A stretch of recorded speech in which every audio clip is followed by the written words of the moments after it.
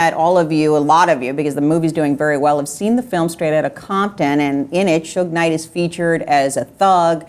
The movie was was produced by people that had worked with Suge who don't necessarily have good feelings towards him, and whether or not what is true in the film, what you see in the film is true, is clearly been a matter for debate for just about a number of people that are actually portrayed in the film.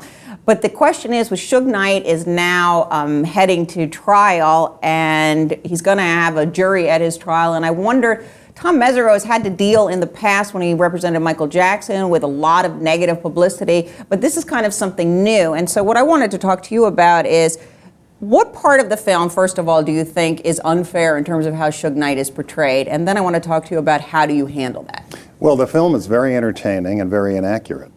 It's not meant to be a historical treatment dealing with the truth. It's meant to be entertainment, and they did a good job in entertaining people.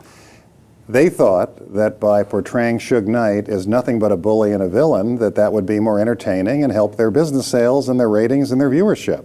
I understand that, but I have to tell you what they don't portray is that Suge Knight was never jumped into a gang in Compton where he was raised. The streets were tough, don't get me wrong, but he was never a gang member. He had very high grades in high school, and he was a star athlete.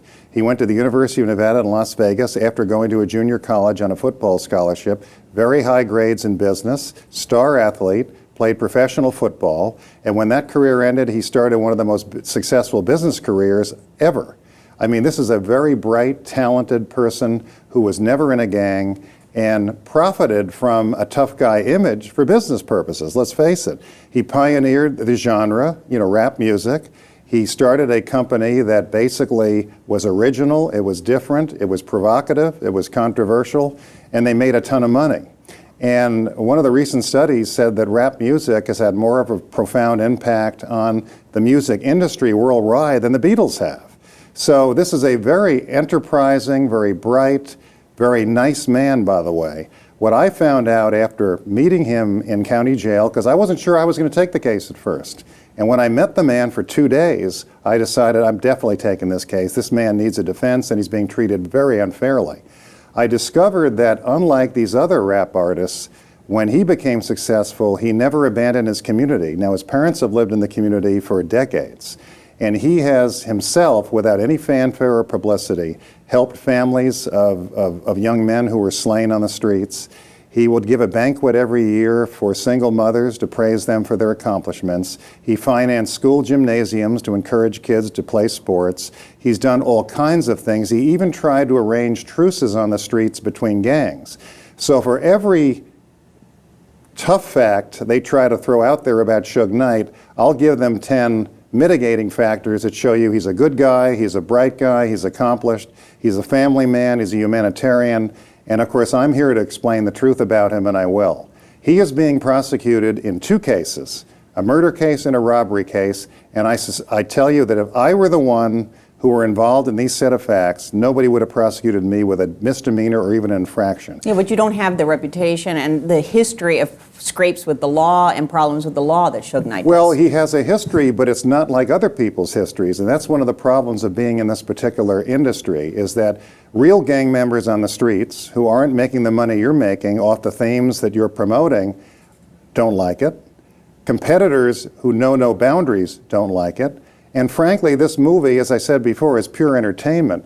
But the movie does suggest that people may have been after Suge Knight as well. So there's no question about that.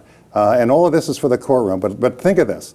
They charged him with murder because he was ambushed and attacked. A gang member started punching him through the truck window, admits he tried to grab his gear shift. He tried to get the keys. Others began to surround the truck. So he drives off and he's charged with murder. If I were driving that truck, they'd want to give me a medal. I've said that many times before. The other case, they call it robbery. A paparazzi comes up and tries to take a photograph of his 4-year-old son. This is behind a building in Beverly Hills. He's not looking for publicity. He's not dressed in any fancy way. And he doesn't even grab her camera. Another person does, and they charge him with a felony robbery. Was the person that grabbed the camera working for him? No, no. The person who grabbed the camera will be revealed at trial. But this man didn't try to rob anyone. So you say to yourself, why are they wasting prosecution resources in cases with facts like this? It's because it's Suge Knight.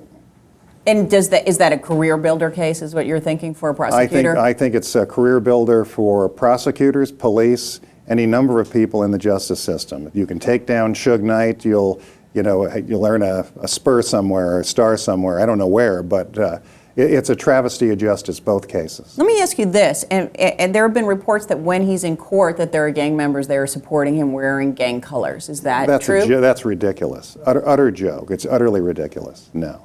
I'm going to show who Suge Knight really is. Don't get me wrong, he had a tough upbringing. If he didn't defend himself, a big guy like him, he was going to be picked on unmercifully. And growing up in Compton in those days, in those neighborhoods, was tough.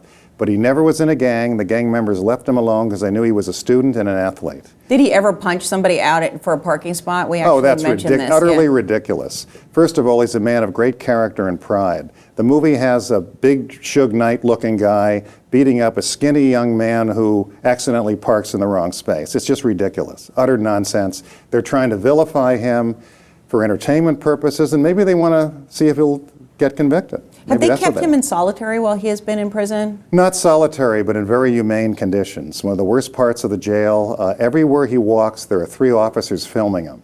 When I show up to give an attorney interview, 3 or 4 officers are surrounding him, they're videotaping him. It's utterly ridiculous. What is that about?